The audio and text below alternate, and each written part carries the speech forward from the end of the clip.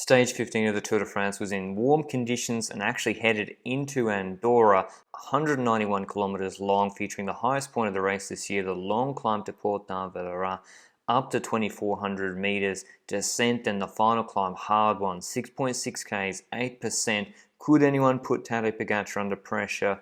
Probably not, but it's a 20-minute climb before the descent into the finish in Andorra la Vella. Just like the other day, we had a big fight for the breakaway. Didn't last 80 Ks this time. Thomas Tuchent initiating that break. He wasn't able to get in the breakaway the other day, but he was able to get in it just fine today, and he'd be joined by Dylan Teuns, Stefan Kruijswijk for Jumbo-Visma, Ruben Guerrero, Bernard again, Paddy Pantra, Dan Martin, long-time resident of Andorra. And then behind them, there was another group trying to get into the breakaway. That was already about 8 or 9 riders, featuring satellite riders. Dylan van Baarle, Jonathan Castroviejo for Ineos, and maybe they weren't supposed to be satellite riders, Sepp, Kuss, Wout van Aert for Jumbo-Visma. Remember, they've already got Stefan Kruijswijk up the road, so this huge break form. It's also got Alaphilippe, Michael Matthews going for the intermediate sprints, Alejandro Valverde and Wout Poels, and back in the peloton, UAE didn't care about the break. Obviously, they let that go out to 10 minutes, no problem. Jonas Vingegaard pretty much had no teammates to the stage. He had Turnison before the climb started, but no one for the climbs. And the pace was so casual that even Cav, he caught back up, and he only got dropped with like 52 kilometers to go. But while Poels was in the break, we knew there'd be the KOM battle between him and Woods again. And FDJ, I mean, I feel pretty sorry for them, to be honest. They were pacing all day in the heat on these exposed highway climbs, going for David Gaudu, who I thought had been a bit unwell on the Ventoux stage 4 days earlier. Well, Poels beats Woods and Wout van Aert in the KOM sprint, and because Wout van Aert comes second, he takes a 4-point boost ahead of Mike Woods. Poels would take the KOM jersey later that day, and to be honest, he really surprised me with how good his kick was uphill today. Again, FDJ pacing, and there's other teams with multiple riders in the group. I mean, Wout van Aert's getting pretty much a free ride. There's Kruijswijk there for Jumbo-Visma. Why don't they ride for Sepp Kuss? And as well, you don't really need to pace because UAE do not care about this group at all. And you can see this wide highway climb, hot conditions, and there was a hot headwind as well, which would really affect how this race panned out in the GC action later. And we're wondering, would anyone even attack on this climb? Yes, it's up to 2,400 meters. We've got Quintana in the group, and this is only about a third of the way up. The KOM sprint, again, Wout Poels a good sprint, but Wout van Aert beats him this time. So van Aert is clearly going for the polka dot jersey. How he'll race on stages 17 and 18 when there's double points and when they've got to ride for Vingegaard, one would hope as well, remains to be seen, but he's close to Poels and Mike Woods, but they were heading into Andorra. But immediately you could see the effect of this headwind. Look at this flag, how strong that wind was. It was blowing like that pretty much all day, and no one could get any purchase on this group, except Quintana. Look at the wind direction through this hairpin. He actually picks the moment where there was headwind before they turned, then he turns around the hairpin, a bit of a tailwind or cross tailwind, and he actually got separation to this group, Quintana, and they're over 2,300 meters at this point. But the big problem for Quintana is the descent coming up, like 15, 20 Ks plus before they go on to the last climb. Wide highway, strong headwind, and it almost seemed like he was sitting up. Wout van Aert, about 25 kilos heavier than Quintana, mowed him down pretty quickly on the descent. And that was the first indication with Valverde and then Kuss on his wheel that he was riding for Sepp Kuss, and maybe he wasn't feeling as good, or that they just thought the finish suited Kuss a lot more. Behind them, Ineos had paced on that climb.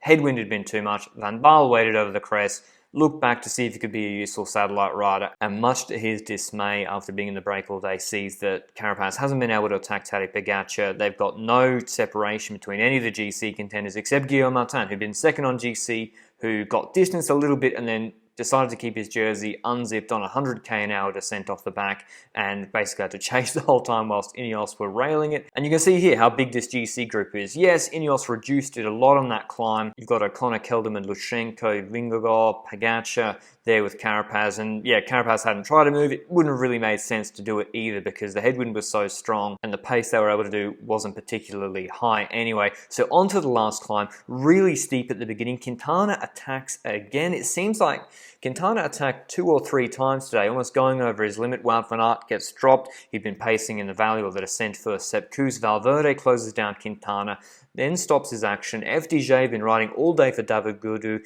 Mike Woods tries. Alaphilippe is dropped on the steepest section, 12 to 14%, and then Kuss drops Valverde pretty much off the wheel. Valverde's looking behind saying, I don't want any more of this. I think 520 watts or a bit more than that for Sepp Kuss for 30 seconds was enough to put paid to Valverde, and he was gone, opening up a 25 to 29 second gap. Kuss was able to build out the first 20 seconds pretty quickly to Valverde, who rode within his limits, crested the top of the climb, and behind in the GC group, Castroviejo, I love him, Castro, but he's not going to put Tadej Pogacar under pressure on this sort of climb after being in the break. And the pace he was able to do in the first half basically just kept the group together for Pogacar, didn't put him under pressure. Vingegaard tried to attack off that pace a couple of times. He had Pogacar so close to his back wheel you can't even see him. O'Connor attacked. Kelderman brought him back, then Carapaz tried something with Vingegaard on the wheel. Pogacar closes that in the saddle. Uran tried right at the end, but to be honest, Pogacar looked like he was playing this on absolute easy mode. Afterwards in the interview, he said, not a problem today, I was actually feeling great. And Jonas said in the interview afterwards, he would have preferred the day to be a little bit harder. Kuss was gone on the descent. He descended really well. Sepp Kuss didn't lose any time, probably gained a little bit of time on Valverde.